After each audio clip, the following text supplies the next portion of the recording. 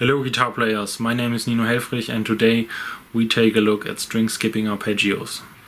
We start off on the G string, fret 9, pull off to 5, on the G string hammer on 7, pick 5, hammer on 9, so we have this.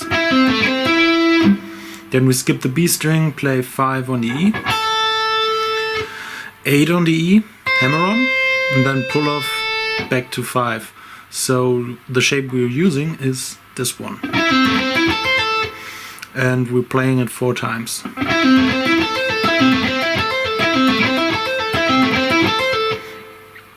So picking wise, I pick the first note.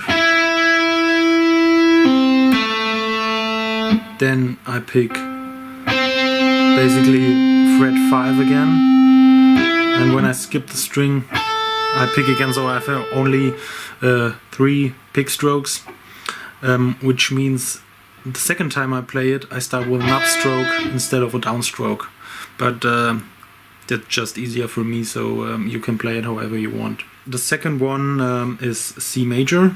We start on fret 12, pull off to 9, pick hammer on 10 on the D, on the G9, hammer on to 12, skip the B string, we play on the E string 8 to 12, back to 8, and we play this 4 times again.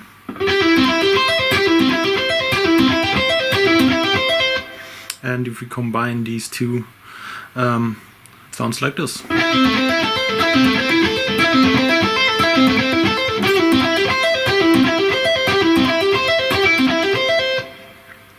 I would start just with one arpeggio, then with a second one, and then if you have it up to speed I would combine them. Next arpeggio is B minor. So that's the same shape as A minor, we just shift everything 2 frets up. We start on 11 on the G, pull off to 7, hammer on 9 on the D, pick 7, hammer on to 11 on the G. We skip the B string, on the E string we play 7, hammer on to 10, pull off to 7. So it would sound like this with the other arpeggios.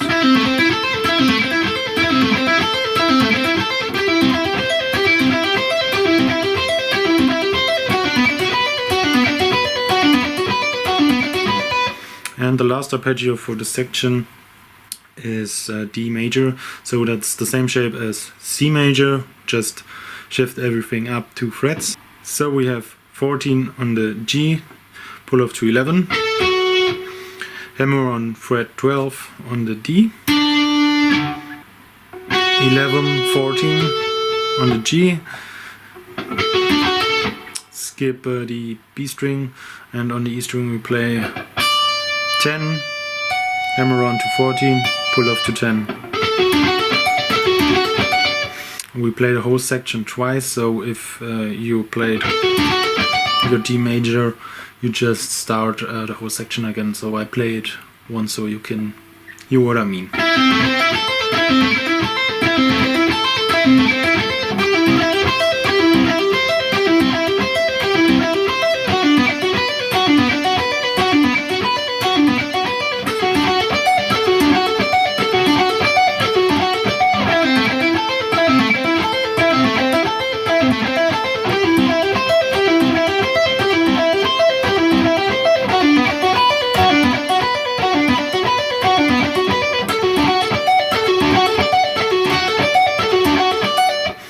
And that's basically the verse section. One thing I want to add about string skipping is the great thing, even though we just playing up and down, you could, if you want to, change the order of the notes to make it a little bit more interesting.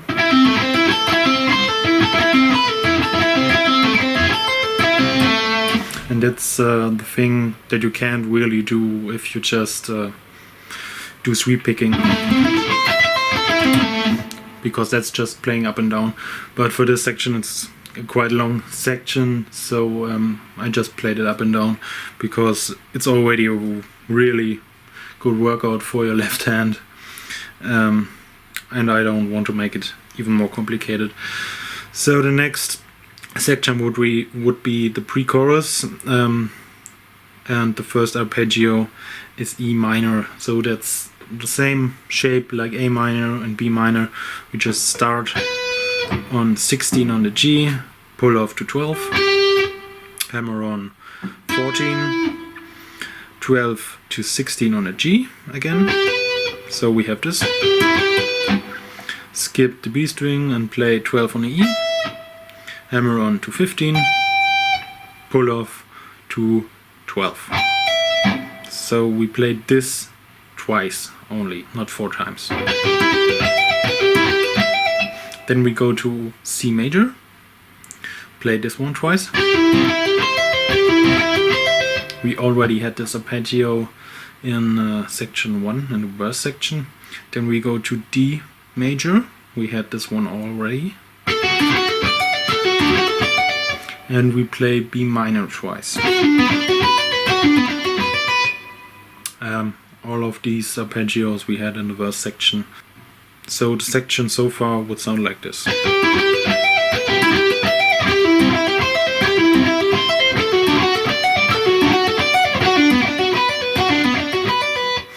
Then we go back to C major.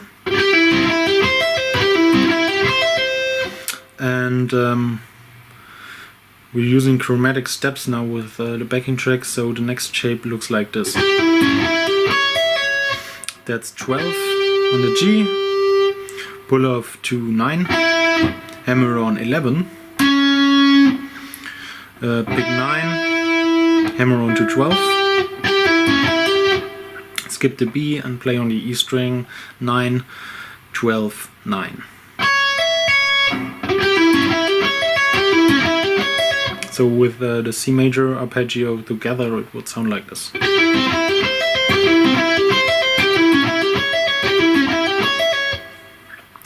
And then we take the whole thing and just do the same thing with D major. So we play D major.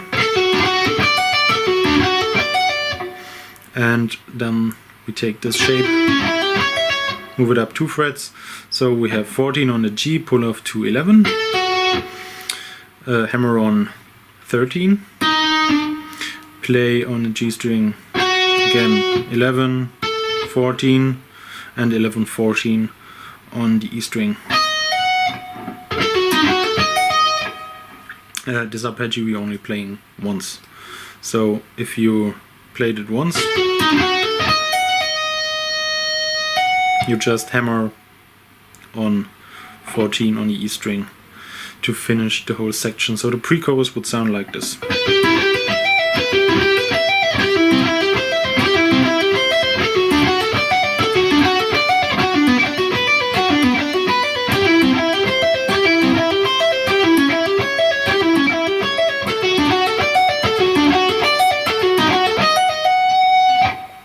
So if you combine the verse section and the pre-chorus section, it should sound like this in a slow tempo.